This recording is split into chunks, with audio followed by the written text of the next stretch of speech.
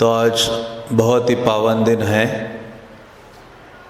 चैतन्य महाप्रभु के प्रियतम पार्षद श्रीवास पंडित का आज आविर्भाव है। तो चैतन्य चरितामृत और चैतन्य भागवत से हम श्रीवास पंडित के कुछ दिव्य कार्यकलापों को श्रवण करेंगे और उससे जानेंगे कि किस प्रकार से श्री चैतन्य महाप्रभु का प्रेम श्रीवास पंडित के लिए था। तो प्रतिदिन हम श्रीवास पंडित की कृपा की याचना करते हैं जब हम पंच तत्व मंत्र का उच्चारण करते हैं। जय श्री कृष्ण चैतन्य प्रभु नित्यानंद श्री अद्वैत गदाधर श्रीवास आदि गौर भक्त वृंद। तो ये श्रीवास ठाकुर का चैतन्य लीला में विशेष योगदान है। चैतन्य लीला दो भागों में है। एक है नवद्वीप की लीला और दूसरी है जगन्नाथपुरी की लीलाएं। तो वास्तव में कहा जाता है कि चैतन्य महाप्रभु उन्हें एक मानो कोई नदी बह रही है और उस नदी का एक तट नवद्वीप की लीलाएं हैं और दूसरा तट जगन्नाथपुरी की लीलाएं हैं। तो नवद्वीप की लीला में चैतन्य महाप्रभु ने अपने भक्तों के साथ संकीर्तन लीला को प्रमुख रूप से प्रस्तुत किया और संकीर्तन के माध्यम से लोगों का उद्धार किया। और जगन्नाथपुरी की लीलाओं में प्रमुखतः चैतन्य महाप्रभु ने जो चीज़ वो आस्वादन करने के लिए आए थे उसका आस्वादन उन्होंने जगन्नाथपुरी में रहते हुए किया। तो ऐसे श्रीवास ठाकुर का विशेष योगदान चैतन्य महाप्रभु की लीला में है। और बल्कि देखा जाए कि सारे भक्तों के जो प्रमुख हैं, हम सब जो गौर भक्त वृंद है, इनको कौन लीड कर रहा है? लीडर कौन है पूरे गौर भक्त वृंद का? श्रीवास पंडित हैं, श्रीवास ठाकुर जिन्हें कहा जाता है। तो ऐसे श्रीवास ठाकुर का वर्णन करते हुए शिवानंद सेन के पुत्र कवि कर्णपुर लिखते हैं, श्रीवास पंडित धीमान य पुरहा नारद मुनि। तो कवि कर्णपुर एक आचार्य हुए हैं। उनका नाम कवि कर्णपुर इसलिए पड़ा कि उन्होंने ऐसा श्लोक लिख दिया कि चैतन्य महाप्रभु को श्रवण में आनंद बहुत आ गया। मतलब कानों के आभूषण है वो श्लोक, इसलिए उनको कवि कर्णपुर कहा गया। क्योंकि वो छोटे से बालक ही थे। तो जगन्नाथपुरी में शिवानंद सेन अपने पुत्र और अपनी पत्नी के साथ आए और महाप्रभु ने कहा मैं आपके घर आऊँगा मिलने के लिए। तो बल्कि महाप्रभु को बड़ा इंटरेस्ट था इस बच्चे से। ज़्यादा बच्चों से महाप्रभु का इंटरेक्शन नहीं रहा, लेकिन ये बालक माँ के गर्भ में ही था। तो उनकी जब पत्नी दूर से ही, क्योंकि सन्यासी है तो सन्यासी को बहुत नज़दीक नहीं जाते थे स्त्रियाँ उस समय। आजकल का समय अलग है। उस समय स्त्रियाँ बहुत दूर से ही प्रणाम किया करते थे और उस समय सन्यासी स्त्रियों के बारे में पूछा नहीं करते थे। मानो किसी की कोई पत्नी है तो कोई पूछे तो वो उचित नहीं लगता था। तो लेकिन फिर भी महाप्रभु ने पूछा था शिवानंद सेन को कि अरे तुम्हारी पत्नी गर्भवती है तो वो पुत्र को जन्म देगी, ऐसी काफ़ी चीज़ें बातें की थी। तो महाप्रभु ने कहा उसको पुत्र ही होगा और उसका नाम पुरीदास रख देना। वैसे पुरी में माँ आई थी वो मिलने, पुरीदास रखो। तो महाप्रभु जब जन्म हो गया तो महाप्रभु गए एक बार और गए तो देखा अरे, तो महाप्रभु ने जाकर उस बालक के मुंह में अपने पाँव का अंगूठा दे दिया। खड़े खड़े जैसे अंगूठा दे दिया वो बालक श्लोका बोलने लगा। वो बालक महाप्रभु की वो विशेष कृपा है जिसके द्वारा आगे चलकर उन्होंने बहुत सारे ग्रंथों की रचना की। उसमें से उनका जो प्रमुख ग्रंथ है हाँ, एक है जिसको हम बोलते हैं गौर गणोदेश दीपिका, कि गौरांग महाप्रभु के जो भक्त कृष्ण लीला में कौन कौन हैं उन सब का उन्होंने चर्चा किया है। और चैतन्य चंद्रोदय नाटक उन्होंने लिखा है, चैतन्य महाप्रभु का चरित्र है। क्योंकि राजा प्रताप रुद्र ने कहा था, अरे कवि कर्णपुर, आप महाप्रभु का बारे में लिखो, उनका चरित्र का वर्णन करो। तो उन्होंने और भी कई सारे ग्रंथ लिखे। तो ऐसे कवि कर्णपुर अपने ग्रंथ में श्रीवास पंडित का और उनकी जो भतीजी है नारायणी और उनके परिवार का पूरा वर्णन करते हैं।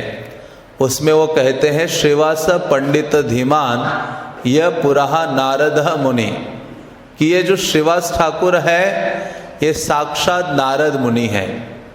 एक बार एक सन्यासी लेक्चर दे रहे थे, हम तिरुपति में थे, तो उसमें वो कहते हैं कि देखो चैतन्य लीला की गरिमा को देखो, कि ये चैतन्य महाप्रभु की लीलाएं ऐसी है कि जिसमें नारद मुनि जो पिछले लीला में ब्रह्मचारी थे वो महाप्रभु की लीला में गृहस्थ बन के आ गए। मतलब उन्होंने अपने आश्रम आदि का विचार नहीं किया है, सबने सब कुछ छोड़ छाड़ के हाँ महाप्रभु की लीला में भाग लेने के लिए क्या बने हैं, सब कुछ छोड़ के अपना वर्ण आश्रम सब छोड़ के महाप्रभु की सेवा में आ गए। तो ये उनकी शरणागति है। तो ऐसे नारद मुनि श्रीवास ठाकुर के रूप में आते हैं, जिनका प्राकट्य सिलहट में हुआ था। सिलहट ये सिटी है, बांग्लादेश आप जाते हो। मैं 5-6 साल पहले गया था, श्रीवास ठाकुर का जन्म जहाँ हुआ था बांग्लादेश में। तो आज भी वो बहुत ही सुंदर स्थान है, नदी के किनारे श्रीवास ठाकुर का, और वो इस्कॉन उसको मेंटेन करता है उस स्थान को। लेकिन जो वो लैंड है, मैं पूरे दिन वहाँ था, उस लैंड के आसपास सारे मुस्लिम रहते हैं और वो लोग बहुत बदमाश हैं। वो सब लोग प्रयास कर रहे हैं कि इस मंदिर को ख़त्म करें और लैंड को अपना करें। तो भक्त लोग वहाँ भजन करते तो बीच बीच में वो लोग अंडे फेंक के मारते हैं उनको और बहुत तंग करते हैं। तो वहाँ के भक्त लोग कह रहे थे कि प्रभु प्रार्थना करो कि ये जो स्थान है ये हमेशा बना रहे हमारे पास। तो ऐसे स्थान में श्रीवास ठाकुर का प्राकट्य हुआ था सिलेट में। और जब चैतन्य महाप्रभु का यहाँ प्राकट्य हुआ या उसके पूर्व श्रीवास ठाकुर ने अपना जन्मस्थली को छोड़ा और अपने जो भाई हैं, उनके पिता का नाम था जलधर पंडित। तो वो 5 भाई थे, उनमें से ये चारों नवद्वीप आ गए। एक जो उनके सबसे बड़े भ्राता थे नलिन पंडित, वो उधर ही रहे और उनके साथ श्री राम पंडित, श्रीपति और एक है श्रीनिधि। श्रीनिधि का दूसरा नाम है श्रीकांत। तो ये अपने चारों भाइयों के साथ नवद्वीप आते हैं और नवद्वीप आकर चैतन्य महाप्रभु के प्राकट्य के पूर्व ही ये हरे कृष्णा मंत्र का कीर्तन करते हैं। ऐसे नहीं था कि महाप्रभु आए तब हरे कृष्ण महामंत्र का कीर्तन शुरू हुआ, बल्कि ये जो नाम संकीर्तन है ये श्रीवास ठाकुर अपने घर में प्रतिदिन करते थे अपने अन्य 3 भ्राताओं को लेकर, और थोड़े बहुत जो नवद्वीप के भक्तगण थे उन सबको लेकर ये लोग क्या करते थे, कीर्तन किया करते थे।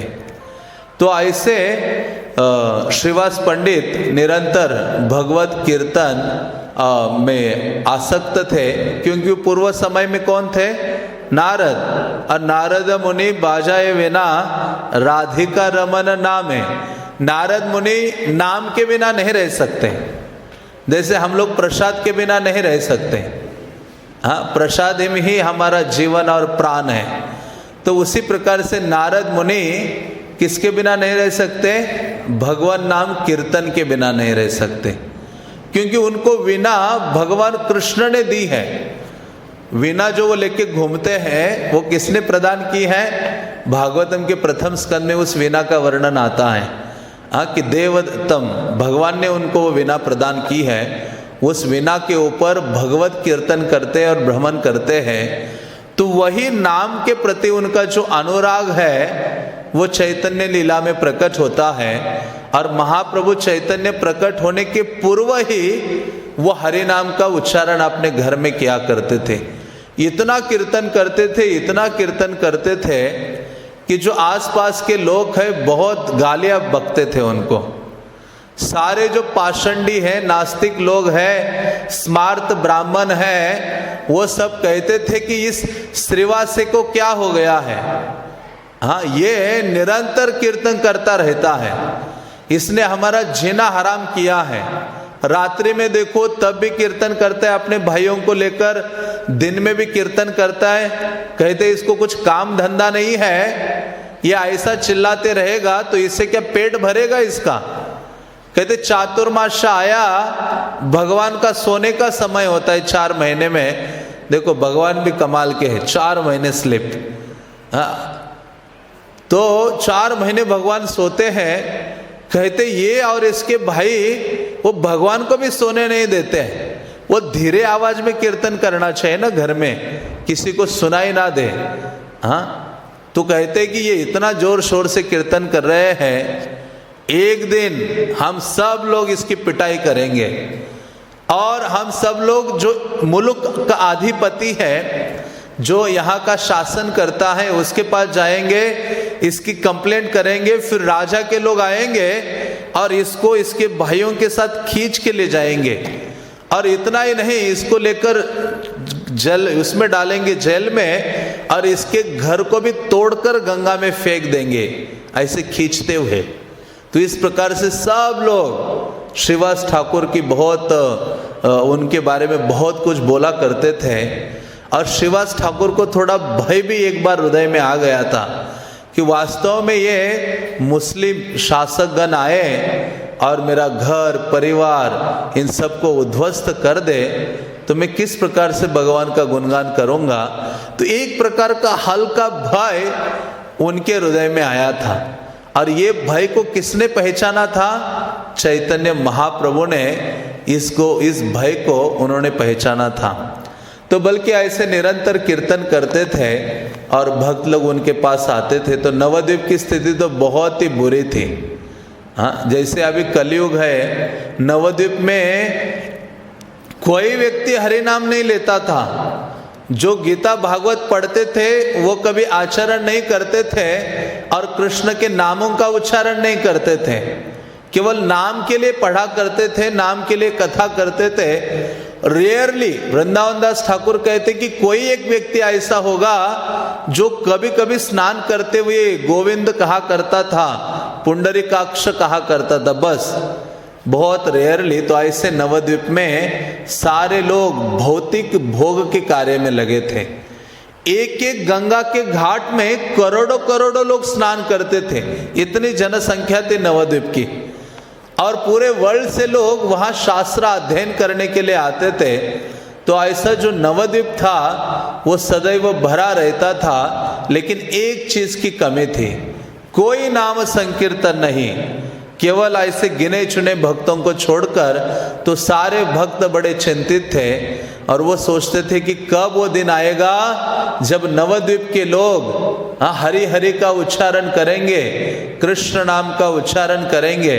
और उसमें भी ये निमाई पंडित का जन्म हो गया।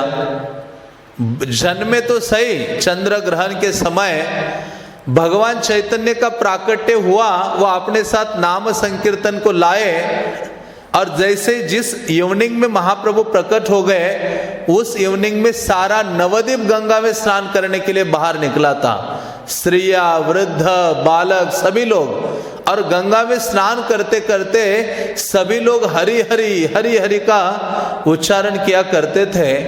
तो सब लोग नाम संकीर्तन कर रहे थे। तो महाप्रभु आनंदित हो गए, कहा अरे पूरे नवद्वीप के लोग मेरा स्वागत कर रहे हैं नाम संकीर्तन के द्वारा।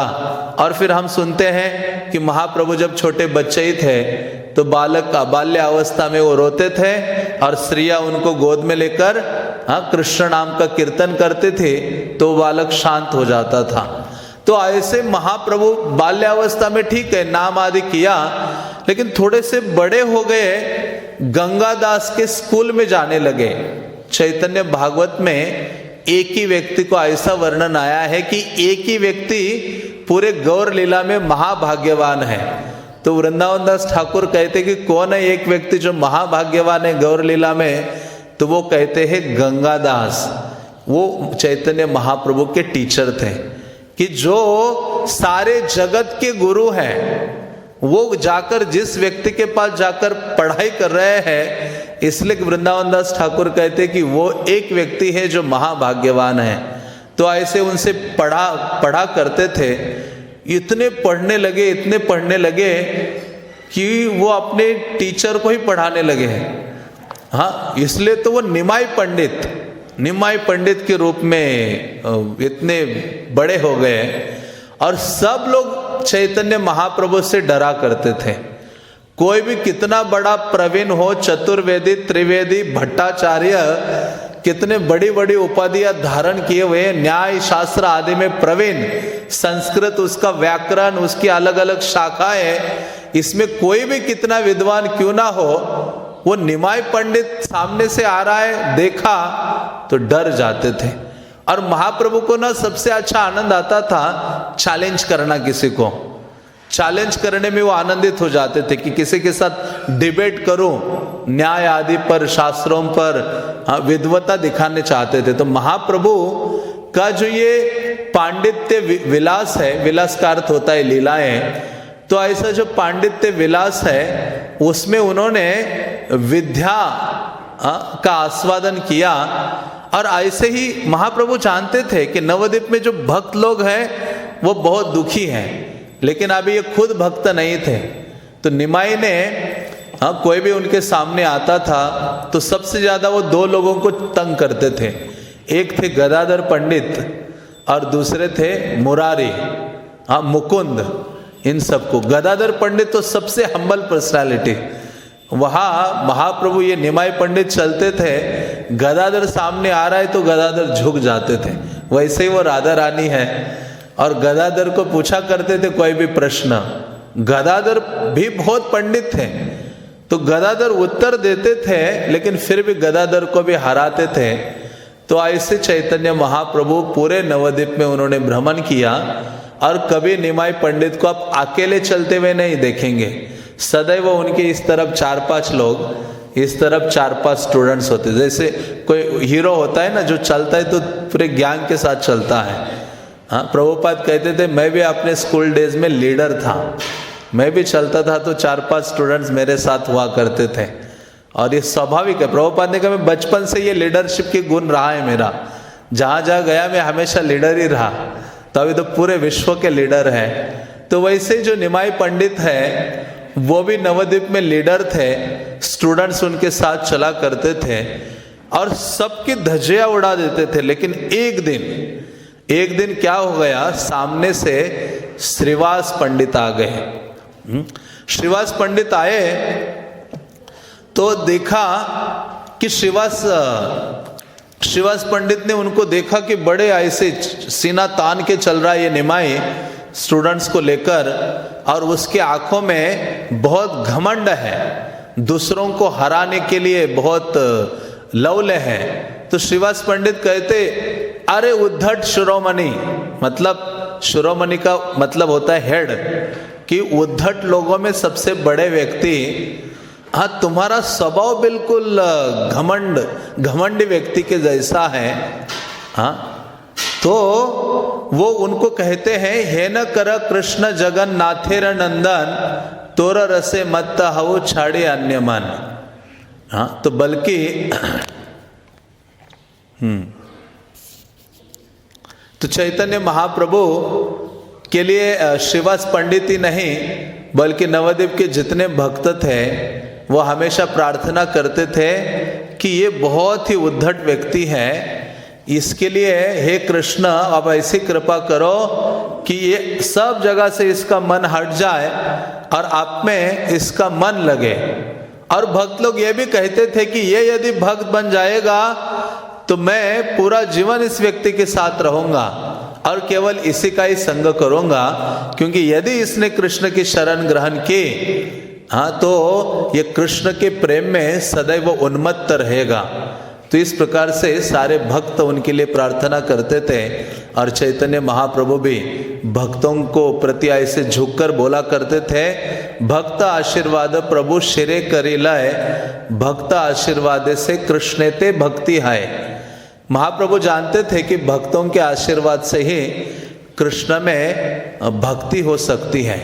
तो इसलिए एक दिन श्रीवास ठाकुर को जब उन्होंने देखा, श्रीवास ठाकुर सामने से आ रहे थे, चैतन्य महाप्रभु को देखा श्रीवास ठाकुर ने कि आज तो इसने कृष्ण के जैसे वस्त्र पहने हैं, एक तो ये बहुत उद्धट है और इसने कृष्ण के जैसे पीताम्बर पहना है, राजा जैसा वेश धारण किया है और टर्बन ऊपर पहना है, साथ में कई बच्चों को लेकर चल रहा है, हाथ में एक पुस्तक पकड़ी हुई है और श्रीवास उनके सामने खड़े थे ऐसी स्थिति में। और जैसे श्रीवास को देखा, चैतन्य महाप्रभु के मुख से एक भी शब्द नहीं निकल रहा था। जैसे श्रीवास पंडित को देखा, चैतन्य महाप्रभु झुककर उनके सामने प्रणाम करते निमाए। जो निमाई नवद्वीप में किसी के सामने नहीं झुकता था, वो निमाई शुरुआत के दिनों में सबसे पहले किसके सामने झुकते हैं? श्रीवास पंडित के सामने। और जैसे ही उन्होंने प्रणाम किया तो श्रीवास पंडित कहते, चिरंजीव भव, तुम्हें लंबी आयु प्राप्त हो जाए। और उन्होंने तब कहा कि हे उद्धट चूड़ामणि, उद्धटों में सबसे श्रेष्ठ व्यक्ति, तुम कहाँ जा रहे हो? श्रीवास पंडित ने पूछा कि कहाँ तुम घूम रहे हो? तो चैतन्य महाप्रभु या निमाई पंडित कुछ बोले नहीं। फिर श्रीवास ठाकुर ने कहा, हे निमाई, मेरी एक बात बड़े ध्यान से सुनो। उन्होंने कहा, कृष्णना भजिया काल की कार्य गोआओ, रात्रि दिन निरवधि केने वा पढ़ाओ। तुम कृष्ण की भक्ति नहीं कर रहे हो, अपना समय क्यों गवा रहे हो इस भौतिक विद्याओं में गिरकर, या इस भौतिक विद्या का अध्ययन करके तुम क्यों नहीं कृष्ण का भजन करते हो? पढ़े के ने लोक कृष्ण भक्ति जानी बारे, से यदि नहीं लतबी विद्या की करे। श्रीवास ठाकुर ने कहा, हे निमाई, तुम बताओ क्यों पढ़ाई करनी चाहिए? तो पढ़ाई इसलिए करनी चाहिए कि जिसके द्वारा व्यक्ति कृष्ण को जान सके। और तुम तो पढ़ाई कर रहे हो कृष्ण को जानने के लिए नहीं, दूसरों को पराजित करने के लिए, दूसरों को डिफीट करके आपने आपको स्थापित करने के लिए कि मैं कितना बड़ा विद्वान हूं। तो पढ़ाई इस चीज के लिए नहीं है। ये निमाए, पढ़ाई करो कृष्ण का भजन करने के लिए, कृष्ण को जानने के लिए, और अपना समय मत गवाओ, कृष्ण का भजन करना शुरू करो। तो ये सुनकर निमाई पंडित हंसने लगते हैं और निमाई पंडित बहुत अच्छी बात बोलते हैं श्रीवास ठाकुर के बारे में। निमाई पंडित कहते हैं, यहाँ कृष्ण वृंदावन दास ठाकुर लिखते हैं, हासी बोले महाप्रभु सुनह पंडित, तुम्हार कृपाय से ही हाई बेनिश्चित। तो निमाई पंडित हंसने लगे कि अरे पंडित, सुनह पंडित, ये भी पंडित थे और बोलने वाले श्रीवास भी क्या थे? पंडित थे। उन्होंने कहा, हंसते हुए चैतन्य महाप्रभु बोले, हे पंडित, आप सुनो कि तुम्हारा कृपाय से ही हाई वे निश्चित। जो आप कह रहे हो ना, कृष्ण का भजन व्यक्ति करेगा, या कृष्ण की प्राप्ति किसे होगी, तो वो होगा केवल एक ही चीज से, आप जैसे भक्त की कृपा होगी तो क्या होगा? मेरा भजन शुरू हो जाएगा, मेरी भजन में तीव्रता आ जाएगी, या मैं कृष्ण को प्राप्त करूंगा।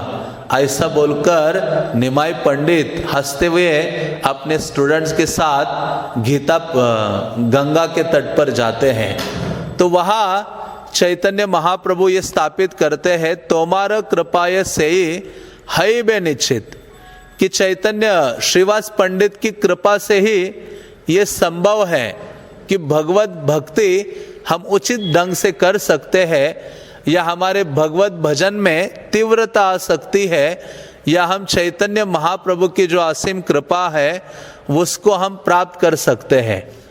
तो ऐसे देखते हैं चैतन्य लीला में कि चैतन्य महाप्रभु जब गया में गए थे अपने पिता का पिंडदान करने के लिए, और वहाँ भगवान विष्णु के चरण कमल उन्होंने देखे। वहाँ भगवान विष्णु के एक चरण कमल है।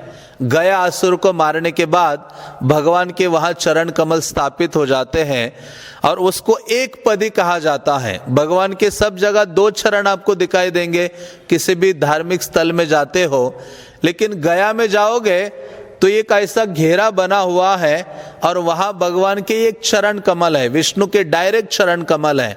तो चैतन्य महाप्रभु जब गए वहाँ नवद्वीप से, और ये निमाई पंडित थे, लेकिन जैसे वहाँ गए और वहाँ उस दिन ईश्वरपुरी भी दर्शन करने के लिए उस मंदिर में खड़े थे, और ये निमाई भी वहाँ पहुँचे थे। उन्होंने ईश्वरपुरी को देखा नहीं था, गए और वो चरण को जैसे ही देखा ना, बल्कि साथ में जितने पंडा लोग खड़े थे वो हर पंडा चरणों के बारे में बोल रहा था कि देखो देखो इन चरणों को, जिस चरणों से गंगा निकलती है, देखो देखो इन चरणों को जिनको शिव जी अपने सर में धारण करते हैं, सारे देवतागण उनकी सेवा में लगे रहते हैं। ऐसे चरणों की इतनी महिमा बोल रहे थे। निमाई ने पहली बार कोई स्पिरिचुअल टॉक सुना था चरणों के बारे में, और जैसे सुना और साथ में भगवान विष्णु के चरण देखे तो क्या हो गया, अविरल नेत्रों से अश्रुधारा बहने लगी, और इतने बहने लगी कि वो अपने आप को बहुत तुच्छ मानने लगे। और साथ ही ऐसे खड़े हुए देखा ईश्वरपुरी, क्योंकि ईश्वरपुरी को वो नवद्वीप में मिले थे और ईश्वरपुरी के शरणागत होते हैं, उनसे मंत्र दीक्षा प्राप्त करते हैं और निमाई पंडित वापस नवद्वीप आते हैं। तो जब गए थे तो सारा नवद्वीप जानता था कि ये बहुत घमंडी व्यक्ति है, बहुत उद्धट है, जिसको आपकी विद्या, अपनी विद्या का बहुत घमंड है। लेकिन जैसे निमाई वापस आए तो सची माता और नवद्वीप के कई लोग उनके स्वागत के लिए नवद्वीप के उस बॉर्डर में खड़े हो गए और उनका स्वागत करके उनको घर में लाए। घर में लाए तो निमाई पंडित बहुत ही विनम्र हो गए थे, इतने अधिक विनम्र कि उसकी कोई सीमा नहीं है। आते ही सबके चरणों में गिर रहे थे और बहुत विनय पूर्ण वचन वो बोल रहे थे। विद्या विनय संपन्न, कि विद्या की शोभा क्या है, जब व्यक्ति के पास विनम्रता का भाव हो। और हमारे संप्रदाय में सबसे प्रमुख विनम्रता को स्थापित किया गया है। तो चैतन्य महाप्रभु बहुत विनम्रता पूर्ण बातें बोल रहे थे, और बात बोलते बोलते वहाँ श्रीवास ठाकुर का एक भाई था श्रीराम पंडित, और उनको सब बोल दिया कि मैं कैसे वहाँ गया, वहाँ चरणों का दर्शन किया, ये हो गया वो हो गया, पूरी गया यात्रा का वृत्तांत बताया। और कहने लगे, मतलब कृष्ण का स्मरण करते करते महाप्रभु रोते थे और कहते थे आगे मैं क्या बताऊं, मेरे हृदय में बहुत कुछ है, आप सबको मैं बोलना चाहता हूं, अपना हृदय आप सब भक्तों के सामने मैं प्रकाशित करना चाहता हूं, लेकिन एकांत में। मैं कल सुबह शुक्लांबर ब्रह्मचारी के घर में आऊंगा और उसके घर में आप लोग भी आओ, वहां आप आओगे तो मैं अपना हृदय आपके सामने खोलूंगा, बहुत कुछ बातें बताऊंगा कृष्ण के बारे में। तो ये सब श्रीराम पंडित ने सुना और महाप्रभु ने कहा तुम जरूर आना। तो ये बोल के सारे भक्त चले जाते, श्रीराम पंडित भी। दूसरे दिन सुबह, क्योंकि नवद्वीप में एक ऐसा पेड़ था जिसमें पूरे साल पुष्प आते थे। नवद्वीप में कोई और पेड़ ऐसा नहीं था, और वो पेड़ किसके आंगन में था? श्रीवास ठाकुर के आंगन में कुंद वृक्ष था, जिसमें वो जो वृक्ष था, नवद्वीप में सारे भक्त स्नान करने के पश्चात जो डिवोटीज थे वो सारे श्रीवास ठाकुर के आंगन में आते थे पुष्प चयन करने के लिए। और पुष्प चयन करते करते सारे बातें करते थे, बल्कि वृंदावन दास ठाकुर कहते हैं कि वो साधारण वृक्ष नहीं था, वो साक्षात कल्पतरु था, डिजायर ट्री।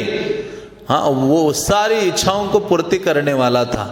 तो बहुत सारे भक्त आए सुबह, उस एक वृक्ष का पुष्प चयन कर रहे थे। कितने भी चयन करो तुरंत ऐसे पुष्प निकल आते थे बाहर। भक्त लोग फूल लेते रहते थे अपने विग्रह की पूजा के लिए। तो ऐसे बहुत सारे भक्त आए और उसके बीच में श्रीवास ठाकुर भी घर से बाहर अपने डेटीज की सेवा के लिए, उनके घर में बहुत शालिग्राम शिलाएं हैं, तो उनकी सेवा के लिए पुष्प चयन करने के लिए बाहर आंगन में आए और वहाँ सब भक्त बातें कर रहे थे। तो उस समय एक भक्त हंसते हुए आया, श्रीराम पंडित। वो ऐसे हंसते हुए आया, सबने पूछा अरे तुम इतना हंसते हुए क्यों आए हो? हर समय तुम्हें नॉर्मल देखा हमने, लेकिन आज नॉर्मल नहीं लग रहे हो, हंसते हुए आए हो, बहुत खुश हो। तो वो श्रीराम पंडित कहते हैं, परम अद्भुत कथा महाअसंभव निमाये पंडित हैला परम वैष्णव। कहते इसलिए मुझे हंसी आ रही है कि पूरे नवद्वीप में ये न्यूज़ फैली है और एक बहुत अद्भुत घटना घटी है अभी कि जो हम सब ने सोचा भी नहीं था। ये जो निमाय पंडित जो अपने पांडित्य का उसको इतना गर्व था, सबको पराजित करते हुए नवद्वीप में भ्रमण करता था, वो निमाय पंडित क्या बन गया अभी? हैल परम वैष्णव। साधारण वैष्णव नहीं, कैसा वैष्णव? परम वैष्णव। इतना महान वैष्णव हो गया है। हाँ, तो और उन्होंने कहा कि इसकी विनम्रता का मैं क्या वर्णन करूं। हाँ, बहुत अधिक वो विनम्र हो गए हैं। इस संसार में हर एक व्यक्ति आदर पाने की बहुत लालसा रखता है। मान सम्मान के लिए व्यक्ति कुछ भी करने के लिए तैयार है। हाँ, लड़ाई झगड़े भी कर लेता है। हाँ, और ये मान सम्मान पाने की जो आदत लग जाती है तो वो व्यक्ति का विनाश कर देती है। ये घटना आती है कि एक बहुत ही सरल व्यक्ति था, साधु। वो अपना कुटिया में रहता था और वो कुटिया से बाहर नहीं आता था। कभी आता था तो साल में एक दिन बाहर आता था। साल में कितनी बार? एक बार। तो पूरे जो गांव के लोग थे आसपास के, वो लोग उनके लिए खान पान, फूल मूल कंद जो भी है वो उस गुफा थी, गुफा के द्वार पर रखा करते थे।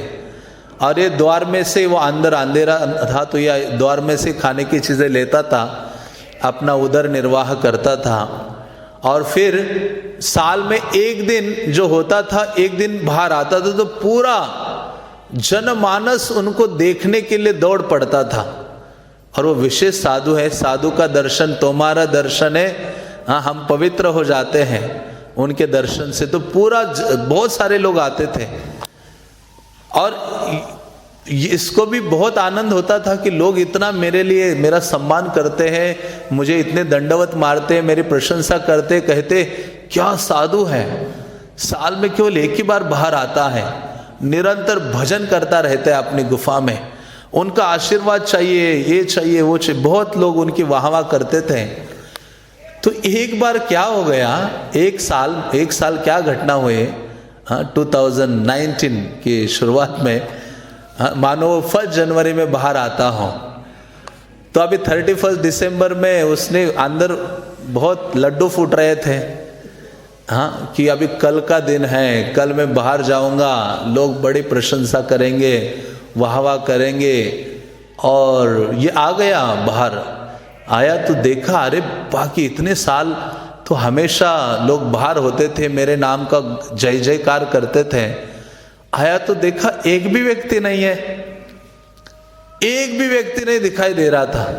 उसने सोचा अच्छा मैं अभी गुफा के द्वार में हूँ, थोड़ा सा और बाहर जाता हूँ।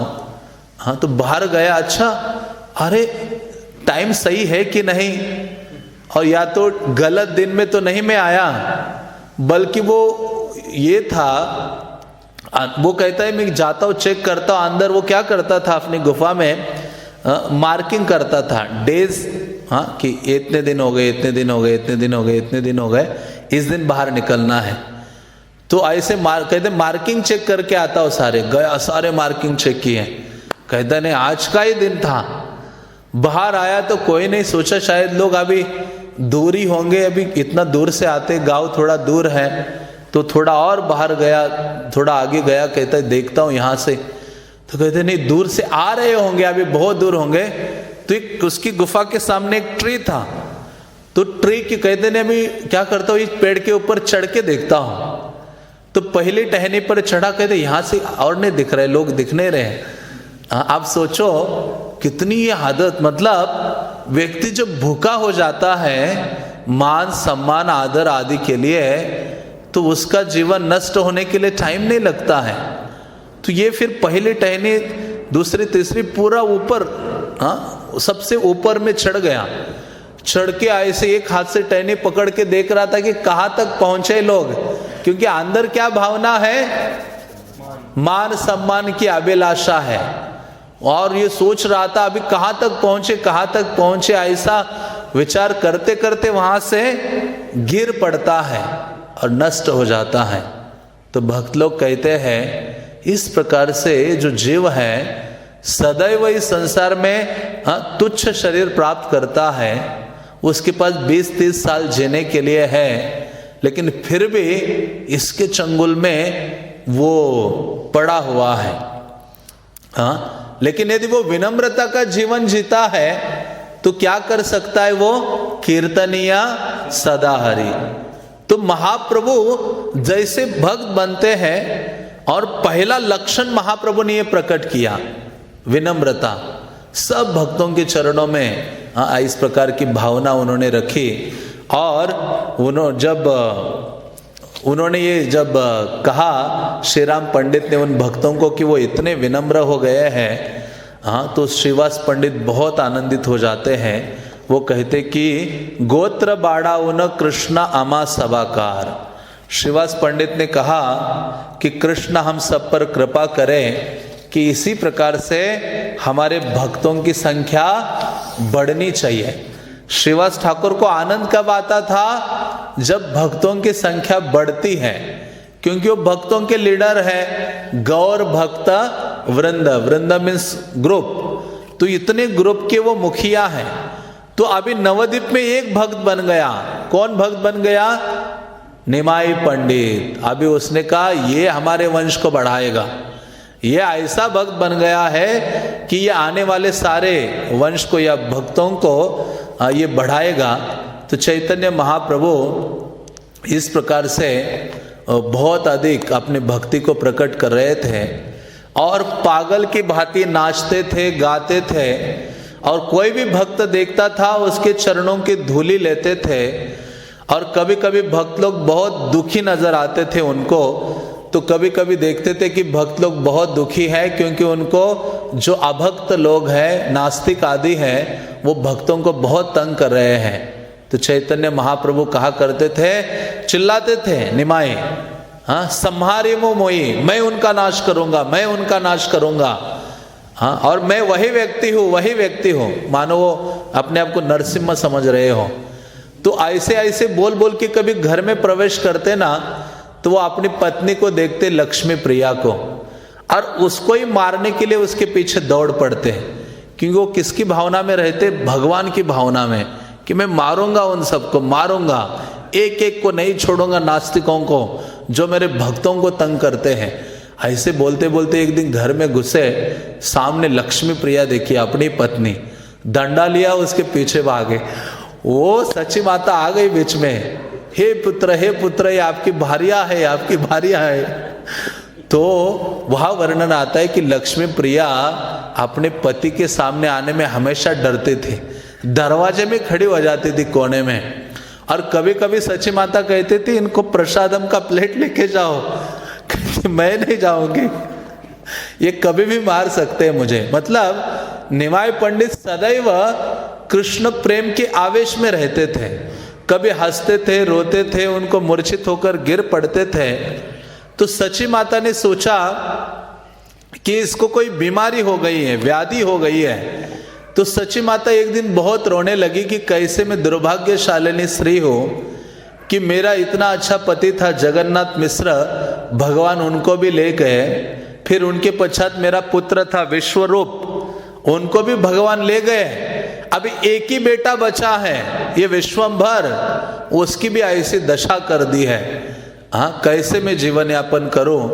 और कभी कभी कहती है कि इसको क्या हो जाता है, इसकी मति को क्या हो गया है। कभी कभी ये निमाई पागल अवस्था में, मतलब कृष्ण प्रेम में पागल थे, कभी कभी पेड़ के ऊपर जाकर दिन भर बैठा करते थे।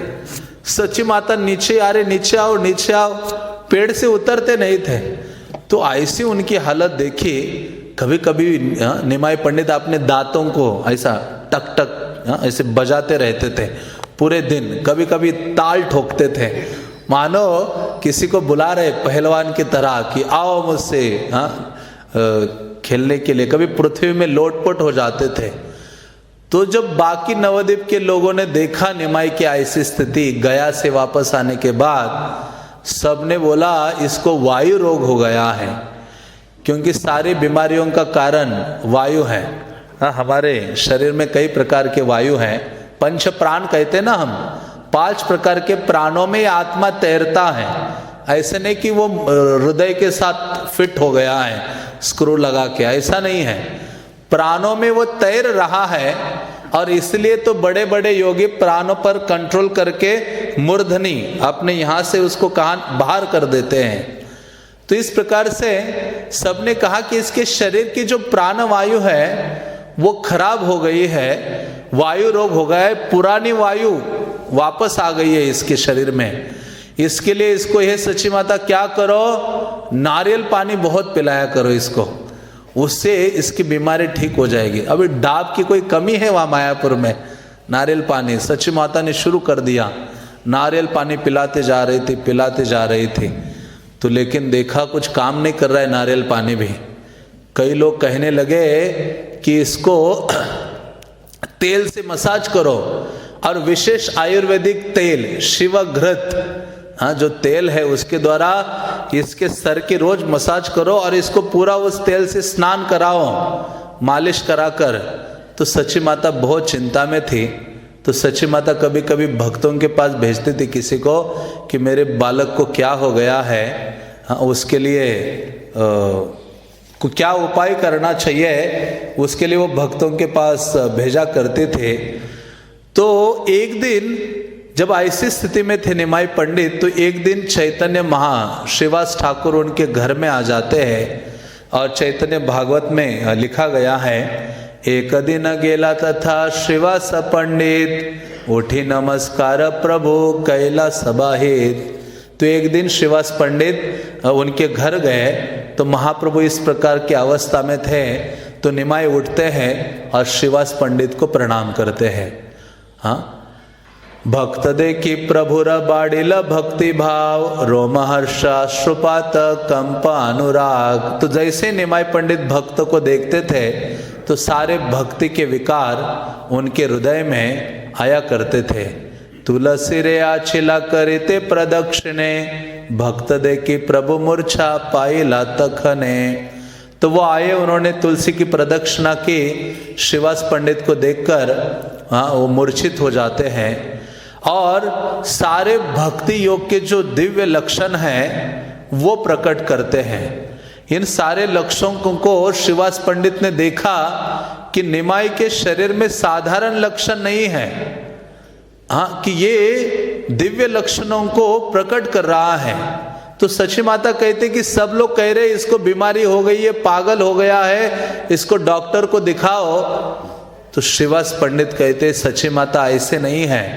तो निमाई बाह्य दशा में आए, और निमाई पंडित भी सुन रहे थे कि ये श्रीवास ठाकुर क्या बोल रहे हैं। मेरी ये जो बीमारी लोग बोल रहे हैं, मुझे कोई पहचान नहीं पा रहा है कि ये सारे लक्षण किसके हैं, कृष्ण प्रेम के सारे लक्षण मैं प्रकट कर रहा हूं, और कोई पहचान नहीं पा रहा है। सब लोग मेरी निंदा कर रहे हैं, सब लोग कह रहे बीमार है।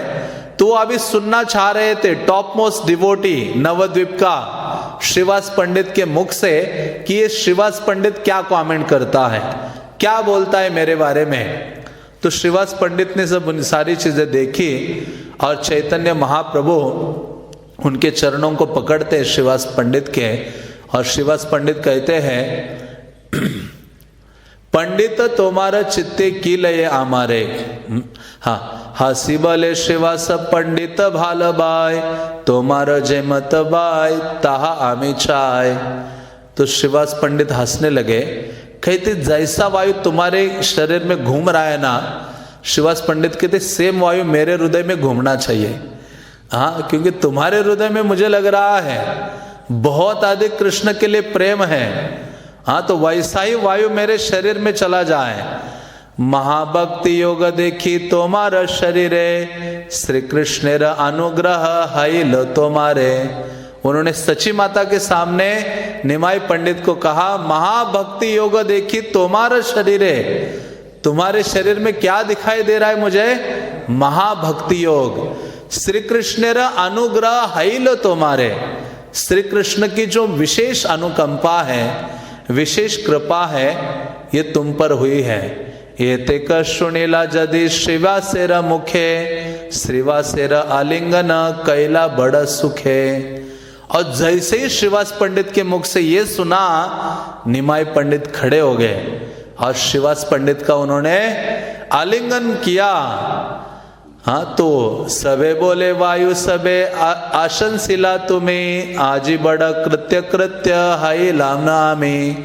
तो निमाई पंडित ने कहा, सभी लोग बोल रहे थे कि मुझे वायु रोग हुआ है, लेकिन आपके मुख से मैं ये सुनकर धन्य हो गया है।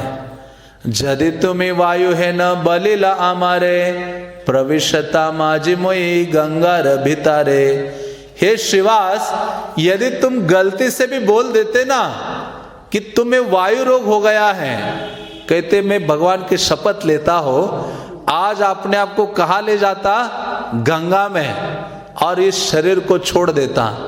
केवल तुम्हारे शब्दों पर विश्वास है, तुमने गलत नहीं बोला है। तो महाप्रभु वह स्थापित करना चाहते हैं कि वास्तव में एक भक्त की जो पहचान है, हाँ, शुद्ध भक्त को कौन पहचान सकता है?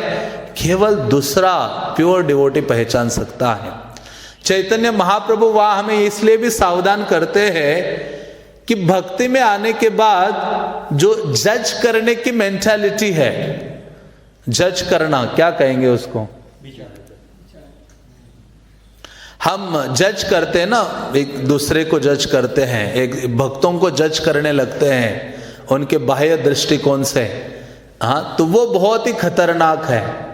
हाँ, जैसे गदाधर पंडित भी पुंडरीक विद्यानिधि को उन्होंने जज किया। हाँ, बल्कि चैतन्य महाप्रभु जब नवद्वीप में थे, श्रीवास पंडित के घर में कीर्तन करते करते एक दिन बोलने लगे, पुंडरीक बाप मोरे कोथायो तुम्ही। हे मेरे बाप पुंडरीक, तुम कहाँ हो? पूरे नवद्वीप के भक्तों ने ये नाम नहीं सुना था, ये पुंडरीक कौन है? फिर ये बाप बाप किसको कह रहे हैं? क्योंकि चैतन्य महाप्रभु राधा रानी के भाव में आ गए थे और अपने बाप वृषभानु को पुकार रहे थे। और ये पुंडरीक विद्यानिधि कृष्ण लीला में कौन थे? वृषभानु महाराज। तो उस दिन वो भावावेश में आकर गिरते हुए कह रहे, पुंडरीक मेरे बाप तुम कहाँ हो, कहाँ हो? ये भक्तों ने सोचा क्या है? तो कहते एक महान भक्त है जो अभी नवद्वीप में आए हैं। तब पता चला, भक्त आने वाले हैं नवद्वीप में, तब पता चला कि पुंडरीक विद्यानिधि आ गए हैं। और पुंडरीक विद्यानिधि कैसे भक्त थे?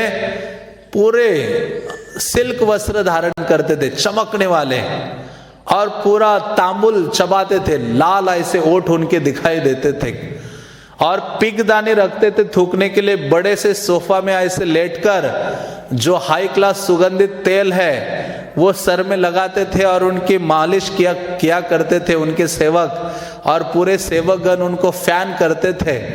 और वो कहते ऐसे ये है प्योर डिवोटी। बल्कि गदाधर पंडित को मुकुंद कहते हैं, चलो आज एक सीनियर डिवोटी से मिलाने के लिए चलता हूं आपको। तो गदाधर पंडित को ले गए मुकुंद दत्त। अब मुकुंद दत्त तो टॉप मोस्ट कीर्तनिया है।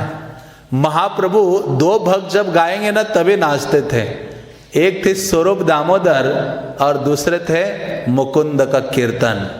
तो महाप्रभु को नाचना होता था, कहते मुकुंदा स्टार्ट सिंगिंग, गाना शुरू करो। और जगन्नाथपुरी में थे तो महाप्रभु कहते स्वरूप तुम अपने गले से गान शुरू करो, कृष्ण का कीर्तन करो। तो ये मुकुंद ने उनको कहा चलो तुम्हें लेके चलता हूं। लेके गए तो गदाधर पंडित जैसे घुसे ना उस घर में और देखा उनको, देखा अच्छा पूरा ऐसे हाथ पीछे लगकर ऐसे लेटे हैं, पाँव के ऊपर पाँव रखा है, पूरे ओठ लाल है, बीच बीच में ऐसे पिगदाने में थूक रहे हैं और कहते अच्छा ये है प्योर डिवोटी जिसको दिखाने लेके आ गए हों। गदाधर पंडित के हृदय में कुछ ऐसा भाव आ गया कि ये ठीक भक्त नहीं है, इज नॉट प्योर डिवोटी, ये शुद्ध भक्त नहीं है। तो उस समय मुकुंद पहचान गए कि मेरे साथ ये जो भक्त है इसके हृदय में कुछ चल रहा है इस भक्त के बारे में। तो उन्होंने उनकी रक्षा करने के लिए, देखो एक भक्त का कर्तव्य दूसरी भक्त की रक्षा करे। हाँ, कोई अपराधमय भाव रख रहा है किसी वैष्णव के प्रति तो उसके उस मनोरथ को दूर करना चाहिए, मनोभाव को। तो मुकुंद ने क्या किया, तुरंत ही श्रीमद् भागवतम का एक श्लोक गाया, अहो बकीयम स्तन कालकूटम। हाँ, भागवतम के तीसरे स्कंद का श्लोक गाया जिसमें वर्णन किया था कि ये पूतना के ऊपर भी भगवान कैसे कृपा प्रदान करते हैं जो भगवान को मारने के लिए आए हैं। कमवा दयालुम शरणम प्रपद्य है कि ऐसे दयालु भगवान है कृष्ण। हाँ, तो इससे यहाँ ये भी देख सकते हैं कि श्लोका लर्न करना कितना महत्वपूर्ण है। एक श्लोक ने पूरा गदाधर पंडित का लाइफ बचा दिया। और प्रभुपाद कहते ना एक श्लोक ने मेरा जीवन बदल दिया। हाँ, क्या है, हरिष्य तद धनम क्षणे। कहते जैसे ऐसी चीज हो गई और भागवत का श्लोक सामने आ गया, स्मरण हो गया, सोचा कि भगवान ने मेरे ऊपर क्या है, कृपा की है। तो इसलिए जीवन में एक श्लोक काफी है, पूरी गीता याद करे तो भी अच्छा है, भागवत के सारे श्लोक का कंठस्थ करे तो भी अच्छा है, लेकिन जो भक्त है उनको कम से कम कुछ ना कुछ महत्वपूर्ण श्लोक याद होने चाहिए। तो यहाँ उनकी रक्षा करते हैं मुकुंद। और जैसे श्लोक बोलते हैं कृष्ण कृष्ण कहते हुए पुंडरिक विद्यानिधि गिर पड़ते हैं। तो उसी प्रकार से श्रीवास ठाकुर ने चैतन्य महाप्रभु को पहचान लिया और पहचाना कि ये सारे लक्षण कोई साधारण लक्षण नहीं है, ये सारे लक्षण भक्त के लक्षण हैं जो ये प्रकट कर रहे हैं। तो इस प्रकार से श्रीवास पंडित से रिलेटेड तो इतनी सारी लीलाएं हैं। आप चैतन्य भागवत में पढ़ेंगे तो पूरा चैतन्य भागवत कितना सारा कई अध्याय वर्णित है, क्योंकि चैतन्य महाप्रभु फिर नवद्वीप में रहने लगे तो शुरुआत में तो शुक्लांबर ब्रह्मचारी के घर में मिलके कीर्तन किया करते थे, लेकिन महाप्रभु ने कहा कि ये कीर्तन ना निरंतर होना चाहिए। तो फिर एक दिन श्रीवास पंडित के घर गए और जिस दिन क्या था, एकादशी थी। हाँ, कौन से दिन, ओपनिंग डे कौन सा था, जिस दिन चैतन्य महाप्रभु ने श्रीवास ठाकुर के घर को अपने कीर्तन का अड्डा बना दिया। हाँ, जैसे कहा जाता है कि चैतन्य महाप्रभु जैसे कृष्ण मथुरा में प्रकट हुए, लेकिन उन्होंने अपनी सारी लीला कहा कि गोकुल में जाकर नंद और यशोदा के यहाँ। उसी प्रकार से चैतन्य महाप्रभु जगन्नाथ मिश्रा और सची माता के आंगन में घर में प्रकट हो गए योग पीठ में उन्होंने, लेकिन अपनी सारी अधिकतर लीलाएं कहाँ जाकर की, श्रीवास ठाकुर के आंगन में की। तो चैतन्य महाप्रभु एक दिन एकादशी का दिन था, उस दिन श्रीवास ठाकुर के घर गए थे। और श्री हरिवासरे हरि कीर्तन विधान नृत्यारंबिला प्रभु जगत तेरा प्राण। तो एक दिन जब वो एकादशी के दिन श्रीवास ठाकुर के घर गए, और एकादशी कैसे मनाते हैं, तो शास्त्र कहते हैं कि उस दिन व्यक्ति को बहुत अधिक कीर्तन करना चाहिए। और कब करना चाहिए, दिन में और रात्रि में, 24 आवर्स एकादशी में कीर्तन करना चाहिए। इसलिए उसको हरिवास कहा जाता है। ये एकादशी का दूसरा नाम, एक नाम है माधव तिथि, माधव तिथि भक्ति जननी। हाँ, एक नाम भक्ति जननी है। हाँ, और एक नाम है हरिवासर। हरिवासर का अर्थ है कि जिसमें किसका वास है पूरे दिन, वहाँ उस दिन में हरि का निवास है। तो ऐसे हरि के निवास में शास्त्र कहते कि पूरे दिन और रात्रि में सोना भी नहीं चाहिए, व्यक्ति को 24 आवर्स कीर्तन करना चाहिए। तो फिर चैतन्य महाप्रभु ने वो दिन चूज किया और उस दिन चैतन्य महाप्रभु श्रीवास ठाकुर के घर में गए। नृत्य आरंभिला प्रभु जगतेर प्राण, उन्होंने वहां कीर्तन शुरू किया, नृत्य आरंभ किया। पुण्यवंत श्रीवास आंगने शुभारंभ, उठिल कीर्तन ध्वनि गोविंद गोपाल। तो ऐसे श्रीवास ठाकुर के आंगन में चैतन्य महाप्रभु ने कीर्तन की शुरुआत की। हाँ, और वो भी कौन से दिन? एकादशी के दिन। और ऐसे श्रीवास ठाकुर के घर में कीर्तन होता था। चैतन्य महाप्रभु ने कहा कि इस कीर्तन में केवल भक्त ही होने चाहिए, अभक्तों को प्रवेश नहीं है, केवल उनके नजदीक के संगी। तो श्रीवास आंगन का घर, जो आंगन का दरवाजा है वो बंद किया जाता था। रात्रि में भी कीर्तन होता था जोर जोर से, हरे कृष्णा कृष्णा कृष्णा हरे हरे, हरे राम राम राम हरे हरे। तो कई लोगों को प्रवेश नहीं था। सब लोग सोचते थे कि हमें प्रवेश करना है, प्रवेश करना। एक छेद होता था, कोई छेद से देखता था अंदर क्या चल रहा है। कुछ ऐसे निंदक थे, वो कहते ये दमकर शराब पीते हैं अंदर, और शराब पीकर ऐसा वैसा गान करते, नाचते हैं। वो कहते यंग गर्ल्स को लेके आते ये लोग, उनको भी शराब पिलाते हैं, उनके साथ नाचते हैं, स्त्रियों के साथ नाचते हैं। ऐसी कई कई दुर्वचन बोला करते थे। तो ऐसा तो नहीं था, प्योर नाम संकीर्तन होता था।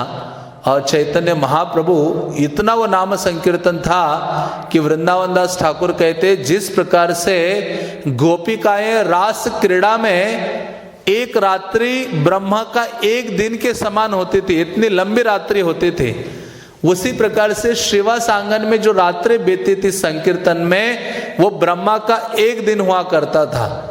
इस प्रकार से चैतन्य महाप्रभु ने 1 साल तक श्रीवास आंगन में कीर्तन किया। और जब महाप्रभु नहीं थे तो काजी के लोगों ने जब वहां आकर मृदंग आदि तोड़े, तो चैतन्य महाप्रभु ने कहा ये इंडोर कीर्तन बंद करो, अभी आउटडोर कीर्तन शुरू करते, निकलते बाहर।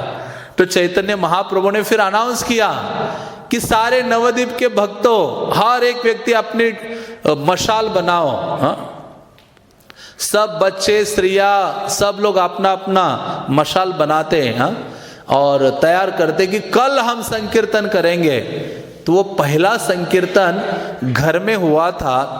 फिर पहला रोड संकीर्तन, उसको कहते चैतन्य भागवत में महाप्रभु फर्स्ट रोड शो। महाप्रभु का जो पहला रोड कीर्तन है वो श्रीवास आंगन के बाहर, मतलब श्रीवास ठाकुर के घर के बाहर शुरू हुआ था, जिसमें हरिदास ठाकुर नाच रहे थे, अद्वैत आचार्य नाच रहे थे, गदाधर पंडित थे, और नित्यानंद प्रभु और गौरांग महाप्रभु दोनों ऐसे एक दूसरे के हाथ को हाथ पकड़कर नाच रहे थे। और फिर सारे नवद्वीप के लोग बाहर आ गए थे। किसी ने अपने घर के दरवाजे बंद नहीं किए थे। वृंदावन दास ठाकुर कहते दरवाजे खुला छोड़कर सब लोग बाहर कीर्तन में भाग लेने के लिए आए थे। और सारे चोर उस समय सोच रहे थे कितना अच्छा मौका है कि नवद्वीप के सारे लोगों के घर खुले हैं, हमें चोरी करने का अच्छा मौका है। तो चोर जैसे घर तक पहुंचते थे, वो कीर्तन ध्वनि इतनी होती थी कि चोर चोरी करना भूल जाते थे। वो भी क्या करने लगते थे, हरे कृष्णा कृष्णा कृष्णा हरे हरे, हरे राम राम राम हरे हरे। और जो मुस्लिम लोग कीर्तन बंद करने आए थे, वो लोग भी इस भक्तों के साथ कीर्तन करने लगते थे। तो इस प्रकार से पहला संकीर्तन उनके यहाँ घर के अंदर भी हुआ था। और पहला जो संकीर्तन है श्रीवास ठाकुर के घर के बाहर से ही शुरू हुआ था। इसलिए कृष्णदास कविराज चैतन्य चरितामृत के अंत्य लीला में लिखते हैं कि चैतन्य महाप्रभु सदैव 4 स्थानों में उपस्थित रहते हैं। कौन से वो 4 स्थान हैं जो चैतन्य महाप्रभु आज भी उपस्थित हैं?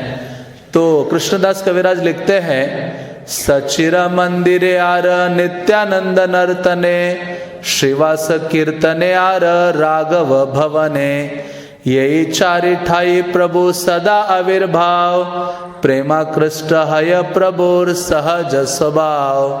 तो कृष्णदास कविराज लिखते हैं सचिर मंदिरे आर नित्यानंद नर्तने। सचिर मंदिर है, सची माता का घर। चैतन्य महाप्रभु जगन्नाथपुरी में रहते थे, लेकिन सची माता यहाँ कोई भोग लगाते ना अपने घर में विग्रह को, महाप्रभु वहां बैठकर खाते। एक बार एक भक्त जा रहा था नवद्वीप, तो उनको महाप्रभु ने कहा मेरी माँ को जाके बोलो कि तुमने पिछले हफ्ते बहुत अच्छे संदेश बनाए थे, मैंने बहुत पेट भर के खाए। तो ये जाके बोलता है, कहते अरे मैंने पिछले हफ्ते वो वाले संदेश बनाए थे। सची माता कहती है कि उसने कैसे पहचान लिया, मतलब महाप्रभु वहां बैठकर भी क्या करते थे, सची माता के घर में सदैव उपस्थित रहते थे।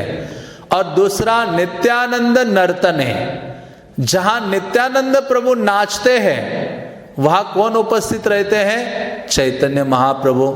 जब राघव पंडित रघुनाथ दास गोस्वामी का वो चिड़ा दही उत्सव आप देखते हो, जहां उन्होंने चर्चा की, कीर्तन आरंभ किया, और उस समय महाप्रभु प्रकट होते हैं।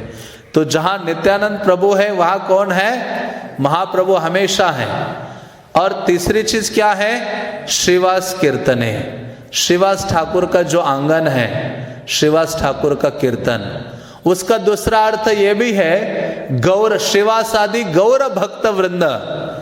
जहां भी श्रीवास ठाकुर के अनुगत होकर व्यक्ति नाम संकीर्तन करेगा, वहां चैतन्य महाप्रभु की उपस्थिति है।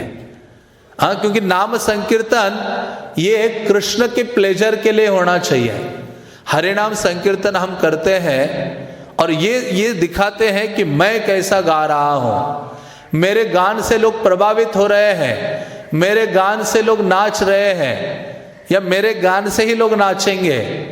तो ऐसा कीर्तन महाप्रभु और श्रीवास ठाकुर को प्रसन्नता नहीं प्रदान करेगा। ऐसे कीर्तन में कृष्ण महाप्रभु उपस्थित नहीं रहेंगे। तो महाप्रभु उस कीर्तन में उपस्थित रहेंगे जिस व्यक्ति का मनोभाव श्रीवास ठाकुर जैसा है। कैसा मनोभाव, कि श्रीवास ठाकुर का पुत्र मरा था उस दिन, जिस रात्रि में श्रीवास ठाकुर के आंगन में कीर्तन हो रहा था, और उस रात्रि में महाप्रभु नाच रहे भक्तों के साथ उदंड कीर्तन कर रहे हैं, और श्रीवास ठाकुर का पुत्र की मृत्यु हो जाती है। लेकिन श्रीवास ठाकुर चैतन्य महाप्रभु को इन्फॉर्म नहीं करते हैं। और इवन महाप्रभु गए घर के अंदर वाले कमरे में, जहां अपने बालक का शरीर पड़ा है, जिसके पास उनकी घर की स्त्रियां मालिनी देवी आदि रोदन कर रही है। श्रीवास ठाकुर जाते हैं और उनको डांट लगाते हैं। कहते हैं कि जिनका गुणगान ब्रह्मादि देवता करते हैं, त्रिभुवन में जिनकी ख्याति है, ऐसे प्रभु हमारे घर में नृत्य कर रहे हैं, और उनके नाम संकीर्तन में पुत्र शरीर भी छोड़े, तो कितना महान भाग्य है मेरा। और यदि आप लोग जोर से चिल्लाओगे, रोओगे, तो मैं अपना प्राण रखूंगा नहीं। अभी मैं घर से बाहर निकल जाऊंगा और गंगा में अपने देह को त्याग दूंगा, यदि आप लोग चैतन्य महाप्रभु के कीर्तन में बाधा उपस्थित करोगे। इस प्रकार का मानो, ये तो बहुत बड़ी लीला है। चैतन्य भागवत में केवल यही पुत्रवत की पुत्र शरीर त्यागता है। बहुत सारे श्लोकों में वृंदावन दास ठाकुर वर्णन करते हैं, बहुत ही शिक्षाप्रद है। तो फिर महाप्रभु जब नाच रहे थे, नाचते नाचते महाप्रभु ने कहा मेरे हृदय में मुझे आज अच्छा नहीं लग रहा है, जरूर कुछ यहाँ अहित हुआ है। तो एक भक्त ने कहा प्रभु, श्रीवास ठाकुर का पुत्र ने शरीर छोड़ा है घर में, और श्रीवास ठाकुर आपके कीर्तन में बाधा उपस्थित नहीं करना चाहते थे। महाप्रभु ने पूछा कितना समय हो गया है? उस भक्त ने कहा प्रभु 7.5 घंटे हो गए, उनके पुत्र ने शरीर छोड़ा है। तो महाप्रभु रोने लगे। चैतन्य महाप्रभु कहते हैं प्रभु बोले है न संग छाड़ी बके मते, एत बले महाप्रभु लागिला कांदिते। महाप्रभु ने कहा कितना प्रेम करते ये भक्त लोग मुझसे, और मैं ऐसे भक्तों का संग छोड़कर कैसे जाऊंगा। बल्कि महाप्रभु ने सोचा था ना सन्यास लेना है, तो सोचे कि मैं इतने भक्त मुझे प्रेम करते अपने प्राण से भी अधिक, वो अपने पत्नी से, पुत्र से, पारिवारिक जनों से इतना प्रेम नहीं रखते, उतना प्रेम मुझसे करते हैं, और मैं ऐसे भक्तों को छोड़ के जाऊंगा। महाप्रभु रोने लगे। ये तो बली महाप्रभु लागिला कांदिते, ये बोलकर महाप्रभु क्रंदन करने लगे। पुत्र शोक ना जानिल जे मोहार प्रेमे, हे न सब संग मोई छाड़ीब के मने, कि पुत्र का मोह भी नहीं है ऐसे व्यक्ति को, मेरे प्रेम के कारण कैसे मैं इसको त्याग करूंगा। और चैतन्य महाप्रभु फिर उस बालक के पास जाते हैं, और उस बालक के पास जाकर कहते, अरे बालक तुम कहाँ जा रहे हो और क्यों जा रहे हो। बालक उठ के खड़ा हो जाता है, बोलने लगता है वो पुत्र। वो कहता है कि हे प्रभु आपकी इच्छा ही प्रबल है, आपकी इच्छा के कारण है मैं इस शरीर को छोड़ के जा रहा हूँ, क्योंकि आपकी इच्छा के कारण ही व्यक्ति इस शरीर को स्वीकार करता है, उसमें उपभोग आदि करता है भाग्य के अनुसार और चला जाता है। और कहते हैं कि वो पुत्र उनको प्रार्थना करता है कि आपकी कृपा से मुझे ऐसे माता पिता प्राप्त हुए हैं, और मैं अभी जा रहा हूँ, मेरे अपराध को स्वीकार मत कीजिए। तो ऐसे वो बालक बोलता है और पुनः लेट जाता है। और फिर ये देखकर श्रीवास पंडित हैरान हो जाते हैं। श्रीवास पंडित और उनके भाई महाप्रभु के चरण पकड़ते हैं और वो कहते हैं कि हे प्रभु आप कभी भी मुझे अपने चरणों से अलग मत कीजिए, चाहे हम जहां जहां भी रहे सदैव आपके चरणों का स्मरण करते रहे और सदैव आपके नाम कीर्तन का उच्चारण करें। हरे कृष्णा कृष्णा कृष्णा हरे हरे, हरे राम राम राम हरे हरे। फिर महाप्रभु ने कहा आमे नित्यानंद दुई नंदन तुम्हार, चित्ते तुम्हें व्यथा किछु नाबा विहार। आज से मैं और ये नित्यानंद क्या है, आपके पुत्र है, आप हृदय में कभी भी दुखी मत हो। तो ऐसे श्रीवास ठाकुर के प्रति महाप्रभु का बहुत अधिक प्रेम था। इतना अधिक प्रेम था कि जिसने भी श्रीवास ठाकुर की शरण ग्रहण की, चैतन्य महाप्रभु ने उसको कृष्ण प्रेम प्रदान किया। चैतन्य महाप्रभु एक दिन श्रीवास ठाकुर के घर से बाहर आ रहे थे और घर के आंगन के बाहर ही एक दुकान थी, मुस्लिम दर्जी था। और वो मुस्लिम दर्जी क्या करता था, श्रीवास ठाकुर के कपड़े सिलाने की सेवा करता था। और वो देखा कि अरे ये मुस्लिम दर्जी वो ये इसकी सेवा करता है श्रीवास ठाकुर की। हाँ, और वो दर्जी के ऊपर कृपा करने की सोचा चैतन्य महाप्रभु ने। किसकी सेवा कर रहा है, श्रीवास ठाकुर की। तुम जैसे महाप्रभु गए बाहर, महाप्रभु ने अपना दिव्य रूप प्रकट किया कृष्ण का, और वो रूप, वो जैसे उस दर्जी ने देखा उस रूप को, दर्जी चिल्लाने लगा मैंने देखा मैंने देखा मैंने देखा। अरे चैतन्य महाप्रभु सोचने इसने क्या देखा। तो दर्जी भी देखकर हैरान हो गया कि उसने आज कृष्ण का स्वरूप देखा था साक्षात चैतन्य महाप्रभु के रूप में, और उसको कृष्ण प्रेम प्रदान करके वो दर्जी पूर्णता कृष्ण प्रेम में उन्मत्त हो जाता है। तो ऐसे श्रीवास ठाकुर महाप्रभु श्रीवास ठाकुर से संबंधित जो भी था उस पर भी कृपा करते हैं। श्रीवास ठाकुर को कहते, श्रीवास तुम्हारे घर का पालतू कुत्ता भी मुझे बहुत प्रिय है, तुम्हारे घर के दास दासी ही क्या, तुम्हारे घर का कुत्ता भी क्या है, मुझे बहुत प्रिय है, क्योंकि तुम इतने मेरे प्रिय भक्त हो।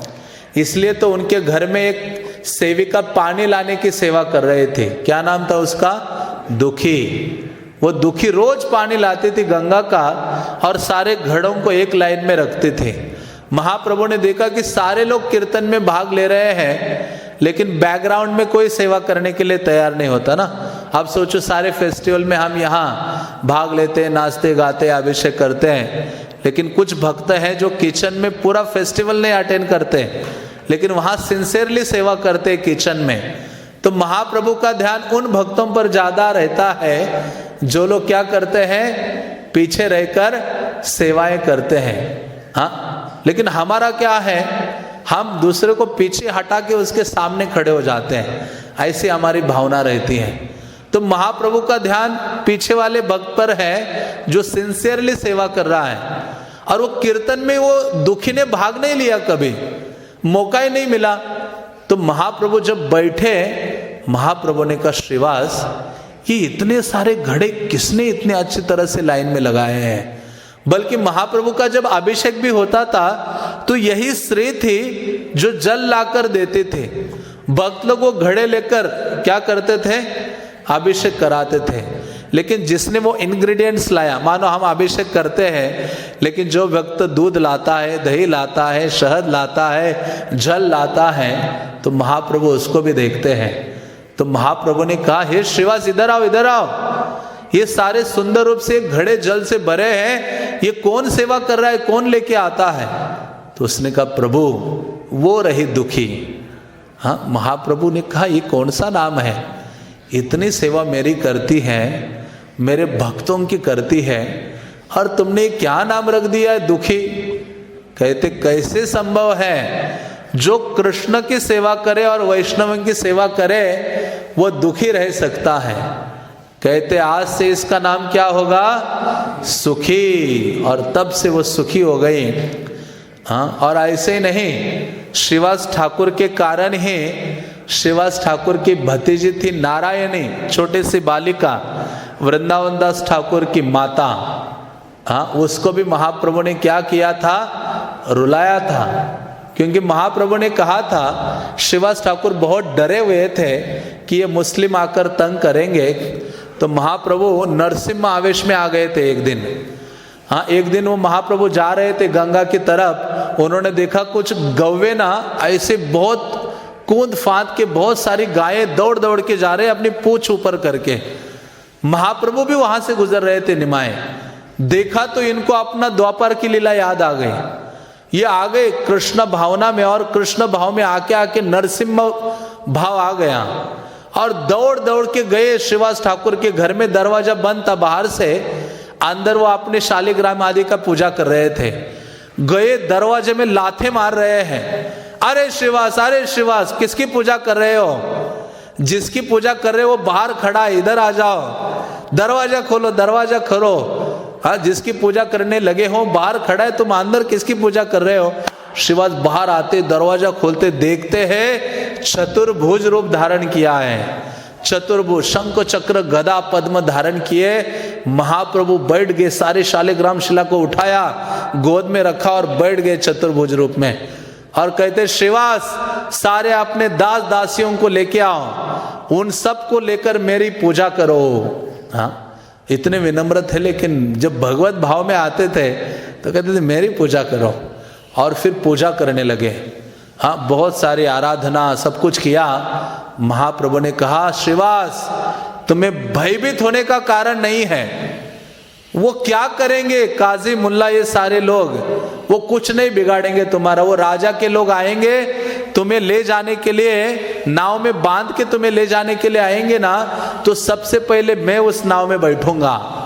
तुम्हें ले जाने से पहले कौन बैठेगा उस नाव में? महाप्रभु कहते, मैं बैठूंगा, और मैं जाऊंगा उस राजा के सामने, खड़ा हो जाऊंगा, और उस राजा को कहूंगा कि तुम दंडित करना चाहते हो मेरे श्रीवास को, तो देखो मेरे शक्ति को।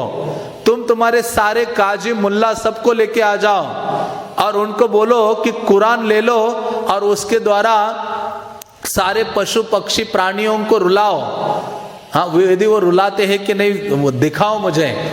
और वो यदि नहीं कर पाएंगे तो मैं सक्षम हूं, सारे पशुओं को मैं रुलाऊंगा नाम संकीर्तन के द्वारा, और उतना ही नहीं उस राजा को भी रुला दूंगा। हाँ, महाप्रभु ने कहा। तो इस प्रकार वो कहते हैं कि तुम्हें क्या ये बात, इतना मैं जो बोल रहा हो कि इसको रुलाऊंगा उसको रुलाऊंगा, मुझे लग रहा है श्रीवास तुम्हें विश्वास नहीं हो रहा है।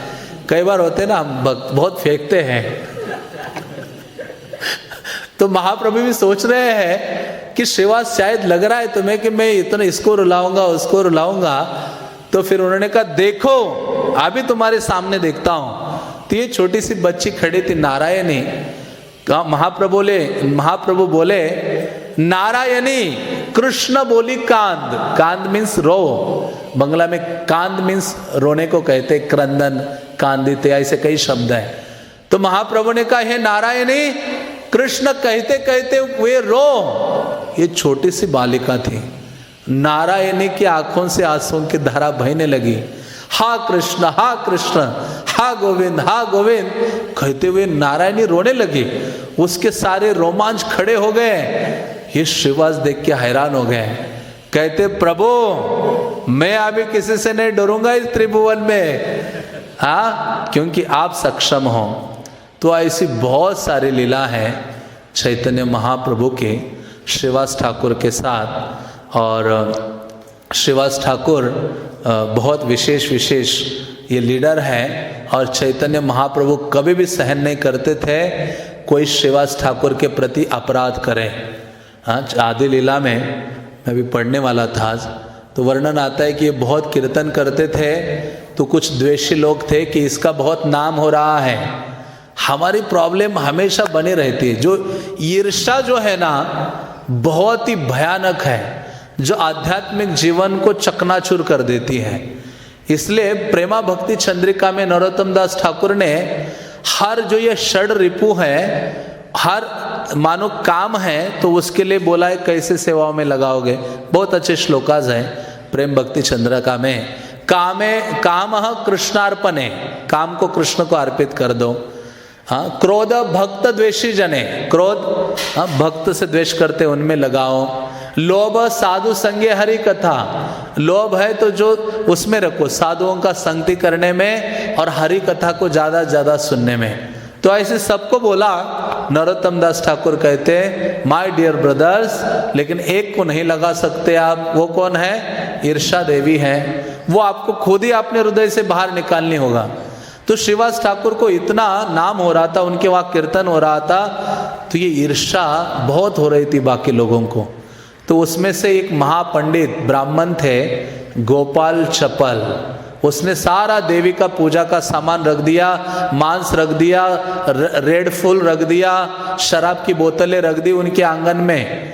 और सुबह श्रीवास ठाकुर उठे, दरवाजा खोला, देखते तो आंगन में ये देवी को पूजा करने वाला सामान। श्रीवास ठाकुर ने कहा देखो देखो, मैं बहुत आपने आपको बड़ा भक्त बोलता हूँ, ये बोलता हूँ, सबको दिखाता हूँ, मैं तो क्या हूँ, देवी का पूजक हूँ, पाखंडी हूँ। तो ऐसे जब बोला तो बाकियों को सहन नहीं हो रहा था, भक्तों को। हाँ, लेकिन श्रीवास ठाकुर बहुत विनम्र थे। हाँ, फिर से विनम्रता का वर्णन आता है, तो बहुत ही विनम्र थे। तो लेकिन जिसने ये अपराध किया, तीसरे दिन ही उसको कुष्ठ रोग की व्याधि हो गई। कुष्ठ रोग की इतनी व्याधि हो गई कि उसको नवद्वीप से लोगों ने बाहर कर दिया। गंगा के किनारे एक पेड़ के नीचे रहता था गोपाल चपल। और फिर चैतन्य महाप्रभु निमाई पंडित जब गए, आदि लीला में 17वें अध्याय में पूरा वर्णन आता है। वो कहता है मैं तो आपके मामा की तरह हूं, आप मुझे ऊपर कृपा करो निमाए। कहते तुमने श्रीवास पंडित के प्रति अपराध किया है। इतना ही नहीं, पूरा शरीर गल जाएगा अभी, और तुम रौरव नामक नरक में सड़ते रहोगे। तुम्हारे जैसा द्वेषी, हाँ, जो अपराधी है, वैष्णव द्वेषी। तो बहुत कुछ बोला महाप्रभु ने, लेकिन बहुत दुखी थे। कई साल ऐसे रहे। फिर चैतन्य महाप्रभु ने सन्यास लिया। महाप्रभु सन्यास लेकर वापस आ गए नवद्वीप। हाँ, जो फर्स्ट टाइम वृंदावन जा रहे थे उस समय नवद्वीप से होते गए थे। तो उस समय वो गोपाल चापल तब भी मिला पेड़ के नीचे, इतने सालों के पश्चात। तब कहता है प्लीज मेरा उद्धार कीजिए। महाप्रभु ने फिर से प्रताड़ित किया। महाप्रभु ने कहा तुम्हारा उद्धार तो एक ही कर सकता है, श्रीवास ठाकुर।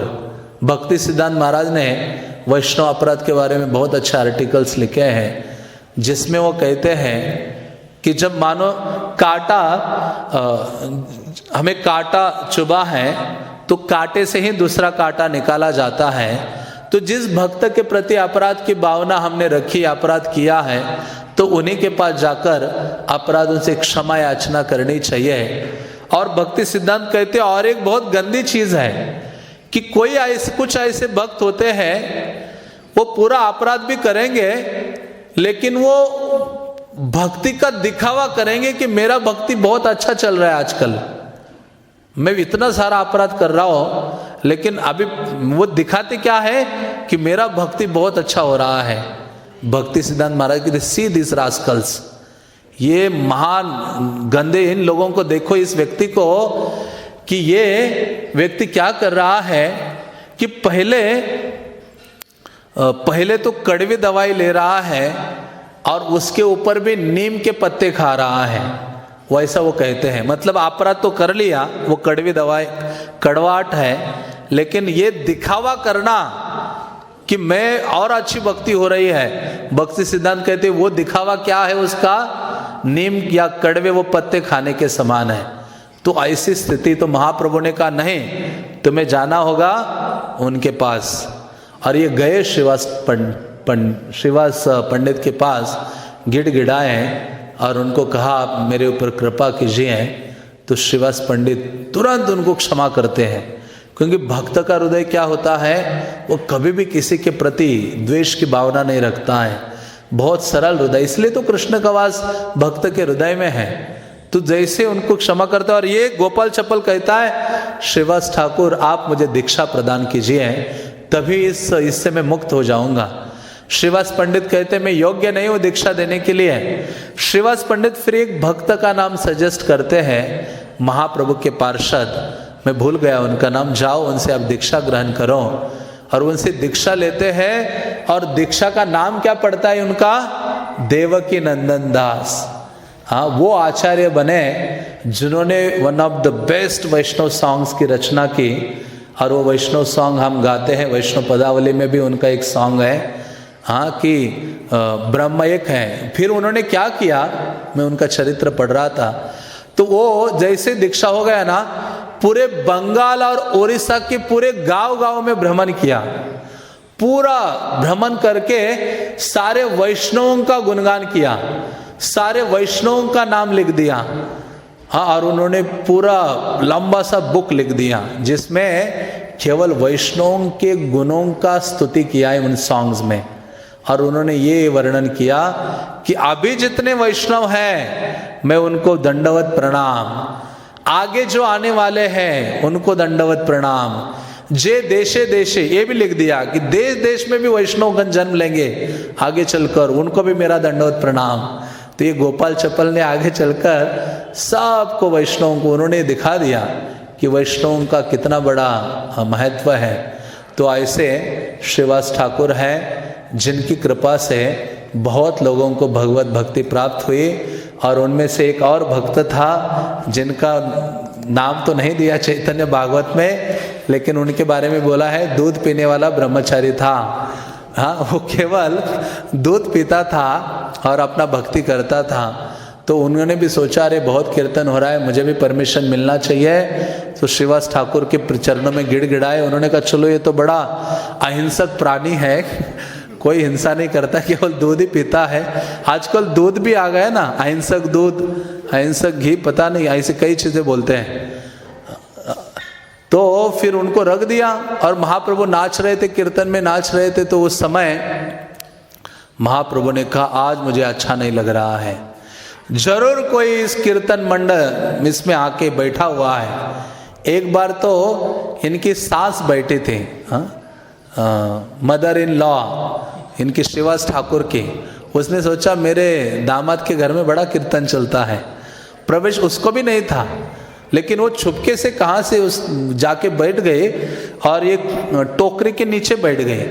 महाप्रभु कीर्तन करते करते उस दिन भी ऐसे हुआ था, महाप्रभु ने कहा आज मुझे अच्छा नहीं लग रहा है, जरूर कोई बैठा है यार नॉन डिवोटी। तो श्रीवास ठाकुर गए, अच्छा ढूंढ रहे थे, घर में ढूंढा तो टोकरी को उठाया तो सांस निकली उनकी।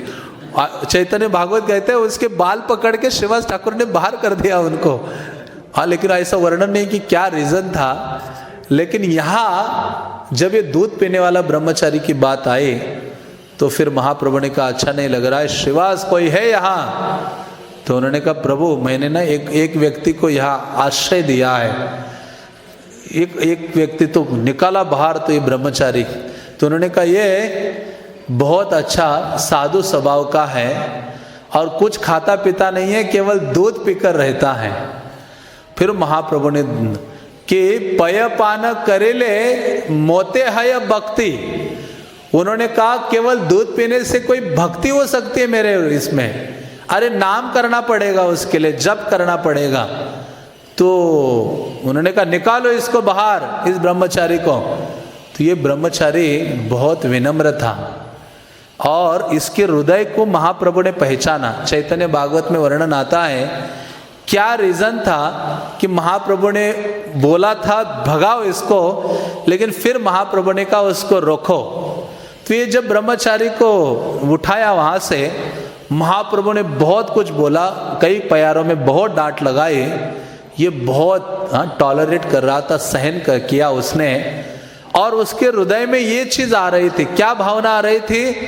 अपने आप को बहुत ग्रेटफुल महसूस कर रहा था श्रीवास ठाकुर के प्रति और चैतन्य महाप्रभु के प्रति। ये कृतज्ञता का भाव कि हाँ मैं इनके प्रति बहुत ग्रेटफुल हूँ कि थोड़ा सा मुझे भाग लेने का मौका मिला है, महाप्रभु का कीर्तन सुनने का, देखने का।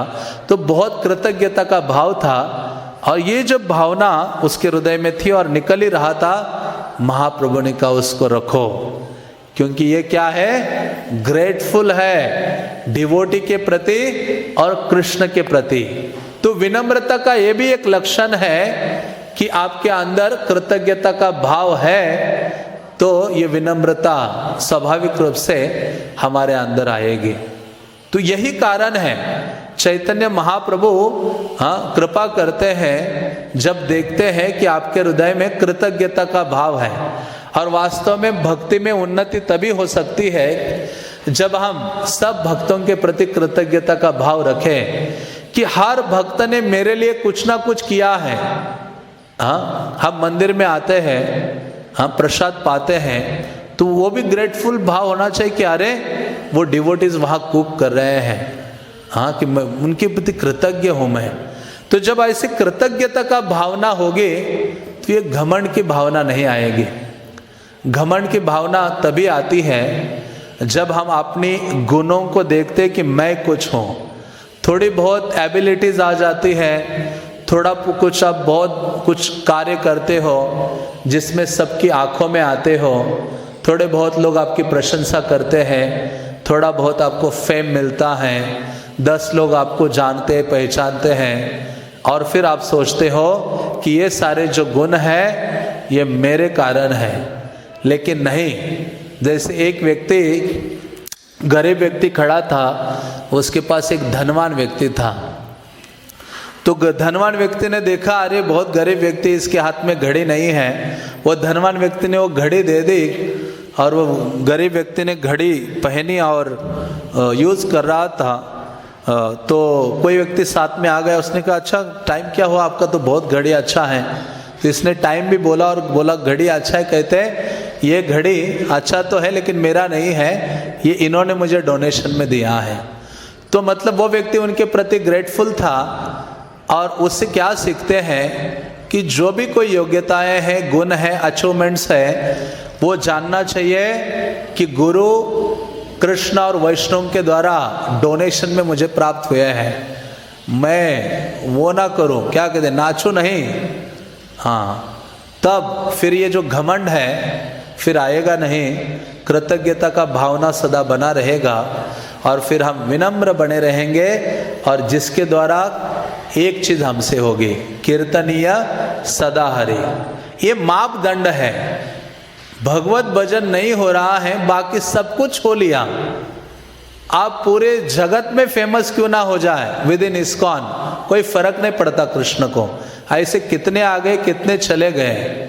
आप कितने ग्रेटफुल हो आसपास के डिवोटीज के प्रति और कितने व्यवहार में विनम्र हो, कृष्ण उसको देखते हैं। और तब क्या कर पाओगे आप? कीर्तनीय सदाहरि। और उसी को कृष्ण एप्रिशिएट करते। गीता में कृष्ण कहते हैं वही महात्मा है। उसका गुण क्या है? सततम कीर्तयन्तो माम यतन्तश्च दृढ़व्रता नमस्तेंच महाभक्त्या नित्य युक्ता उपासते हैं। तो उस प्रकार से हम नित्य आराधना कर सकते हैं कृष्ण की। तो ये विशेष महान आचार्य है और हमारा सौभाग्य है कि श्रीवास ठाकुर साक्षात यहाँ उपस्थित है। तो चैतन्य महाप्रभु यहाँ से कहा जाएंगे नहीं, क्योंकि जहाँ श्रीवास ठाकुर है वहाँ चैतन्य महाप्रभु की सदैव उपस्थिति है। तो ऐसे श्रीवास ठाकुर को हम प्रार्थना करें। और मैं रिकमेंड करता हूँ कि आपको जब भी मौका मिलता है आपको श्रीवास ठाकुर के चरित्र को पढ़ना चाहिए प्यारों के साथ, जो कृष्णदास कविराज ने बहुत वर्णित किया है चैतन्य चरितामृत में और दूसरा चैतन्य भागवत में। तो प्रभुपाद कहते थे मुझे बहुत दुख होता है कि मैंने इतना कठोर श्रम करके इन पुस्तकों को ट्रांसलेट किया है, लेकिन मेरे भक्त उसको पढ़ते नहीं हैं। तो प्रभुपाद चाहते थे कि भक्त गीता, भागवत, चैतन्य चरितामृत, उपदेशामृत, भक्ति रसामृत सिंधु इनको पढ़ें। तो चैतन्य लीला बहुत विशेष है जो चैतन्य महाप्रभु ने दी है। तो हमें प्रयास करना चाहिए पढ़ने के लिए। जब आप सुनते हो और जब आप पढ़ते हो तो आपको बहुत अच्छा समझ में आता है और तब वो चीज़ हमारे पास हमेशा रहती है। और जब फिर उसके बाद आप जाकर किसी को सुनाते हो तो फिर आप कभी भी जीवन में उसको भूल नहीं पाते। तो ये अच्छा मौका है कृष्ण और उनके भक्तों का गुणगान करने का और चैतन्य महाप्रभु क्या ऐसे महान भक्त का। श्रीवास पंडित आविर्भाव तिथि महामहोत्सव के श्रील प्रभुपाद के निताय गौर प्रवानंदे।